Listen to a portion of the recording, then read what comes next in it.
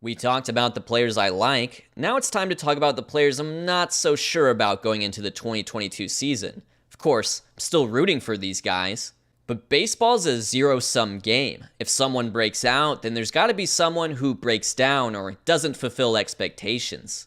Picking Cristian Javier is sort of an intellectual exercise. Everyone likes young pitchers who get lots of strikeouts, so I thought it'd be more interesting to dislike someone like Javier instead of picking on old guys who don't have electric stuff and are clearly in trouble.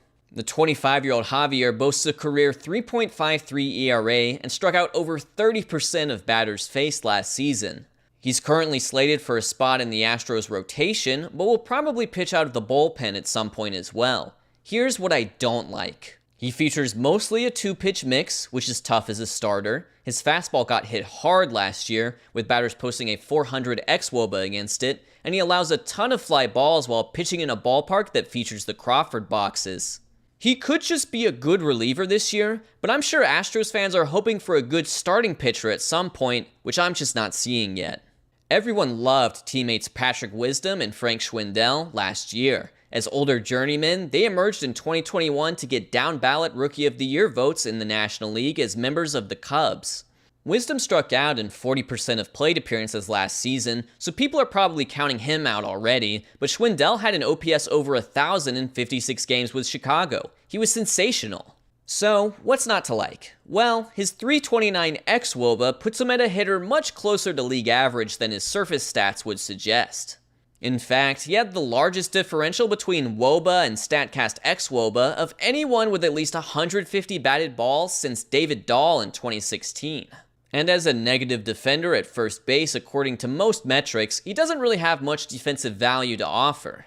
I like the contact rate, but Schwindel is a fairly slow runner with normal batted ball distribution. Nothing here screams 348 BABIP.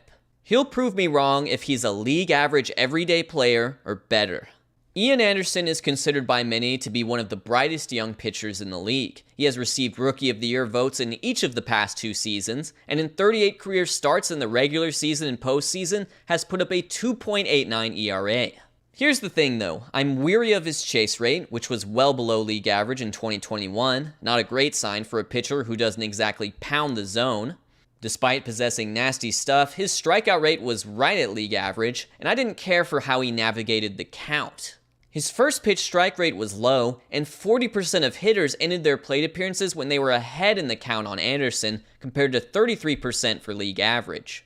This is definitely nitpicking, but that's what you gotta do to poke holes in a 23-year-old who has been a stud his entire career. As a Braves fan, I'll be rooting him on. As a baseball fan, my expectations are lower than most. It's a tale as old as time, right? Top-tier prospect debuts in the majors, struggles in their first season, then embarks on a terrific career once they've had a full offseason as a big leaguer. It even happened to Mike Trout, but Jarred Kelenic's numbers in 2021 were worse than the standard growing pains. He slashed 181, 265, 350. He was tied with Billy McKinney and Jorge Alfaro on the WRC Plus leaderboards. He also graded out as a very negative defender in a Mariners outfield that has other options like Taylor Trammell, Julio Rodriguez, and Kyle Lewis. Keep in mind, Jesse Winker already has one of those spots locked up. Seattle wants to compete this year. They can't offer as much time as they used to for young players to figure it out.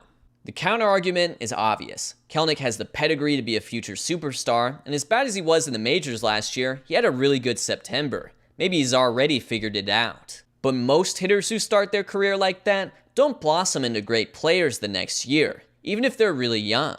Garrett Crochet is on the Michael Kopech path. Michael Kopech is completing the Chris Sale path. Hopefully that makes sense. It's a transition year for Crochet, who is moving into a multi-inning relief role for the short term in anticipation of joining the White Sox rotation in the long term. As the number 11 pick in the 2020 draft, he skipped the minors and has been one of MLB's nastiest relievers since. Again, easy guy to like, hard guy to dislike, but I'll do my best. His career 3.6% home run to fly ball rate is simply unsustainable. He had a couple really deep flyouts that just missed last year, and if those turn into homers, it'll have a significant effect on his ERA due to the small sample size of being a reliever. His average fastball velocity also went down from 100 to 97, and with that, the swinging strike rate on the fastball fell to a pedestrian 8%. Look, White Sox pitching coach Ethan Katz is a genius who will probably make Crochet amazing, but there are some concerns going forward. You know, I didn't do great at this last year. One of my picks was Starling Marte, who had a career season in 2021. At the very least, hopefully you can respect that I've gone with some bold picks this time around. I've gone with some young talent that people are probably expecting to break out more than anything. But that's the thing. These guys have lofty expectations. Most of them can fall short of those expectations and still be productive players. But if they do indeed fall short, I'll be proven right.